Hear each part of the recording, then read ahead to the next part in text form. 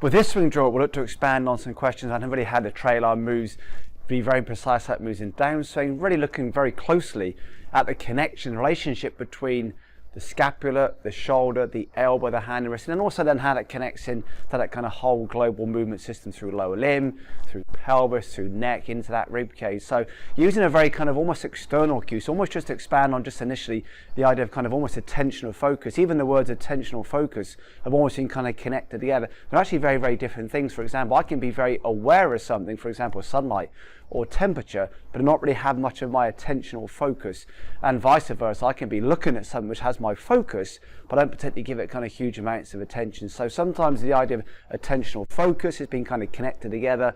They're very, very different things. What I choose to focus on and where I choose to place my attention can be very different. Once again, I can focus at something like the camera, for example, but it doesn't really get much of my attention. And also I can be very aware, I have the attention on the sunlight, for example, but I'm actually not kind of focusing on it. So look at the idea of kind of external and internal focus. They're very, very different things.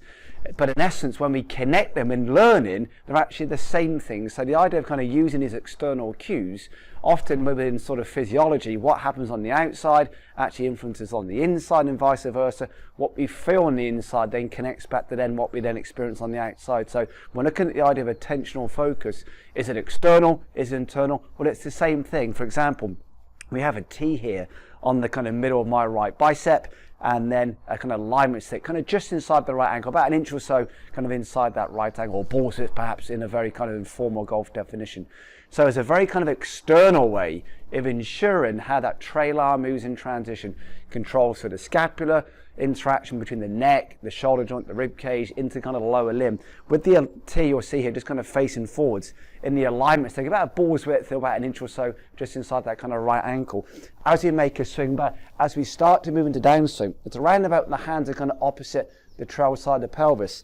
Align the T so it aligns absolutely with the alignment stick. So once again, as I move in downswing, so you're kind of moving that downswing phase, when the hands are kind of loosely speaking around about kind of opposite that kind of trail side of the pelvis, it's ensuring the T absolutely aligns with the alignment stick on the floor. So to give some examples then of almost adaptive movements, or almost kind of these kind of common imbalances we can see, if we then start to see players kind of move this way in transition, you'll see quite evidently how the T points, as I would view, or as the player would view things, a long way to the right of that stick on the floor. And then vice versa, if someone kind of moves this way in transition, which is not unusual, you'll see here now the T points a long way left or in front of that alignment stick as the player would view the ball. So, and also then very much connects back to then, although we're really trying to establish and align the T's with the bicep with the stick on the floor, it then really connects into that whole global movement. How we then have move through lower limb,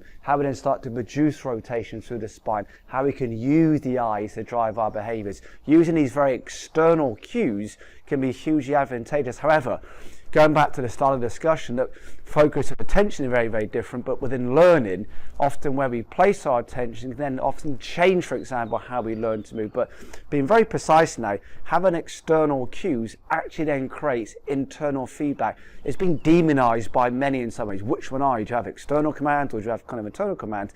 Well, it's very hard to separate one without the other. Going back to the definition of physiology, what we feel on the inside physiologically then influences how we perceive the outside, and vice versa.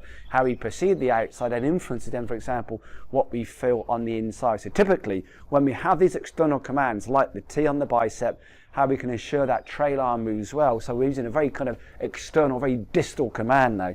Can we align the T when the hands are kind of opposite the trail side of the pelvis, so the T aligns with that alignment stick? This is an external command, but it creates an internal response. For example, to align those T's, what did it mean to me? What was my experience to produce that task? That may well be for some an emotional response, an internal kind of, almost a feel-based response in some ways. So again, we can't separate.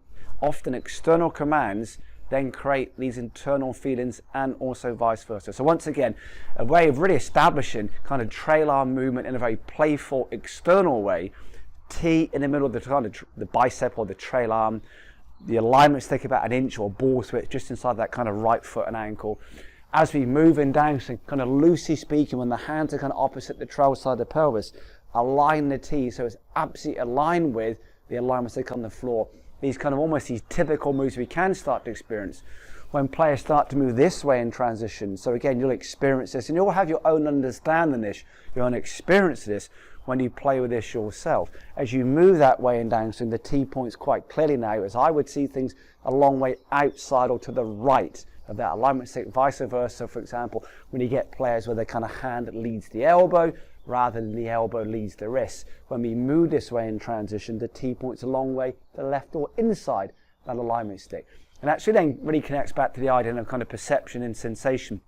True perception is being able to make sense of our sensations. These little drills we can use, T on the bicep, alignment, alignment stick, these create sensations, which is then down to the human to then create a perception from the sensation we experienced, which is another thread again. Yes, external focus, internal focus, kind of which one is it? Well, they're both, they're inherently connected.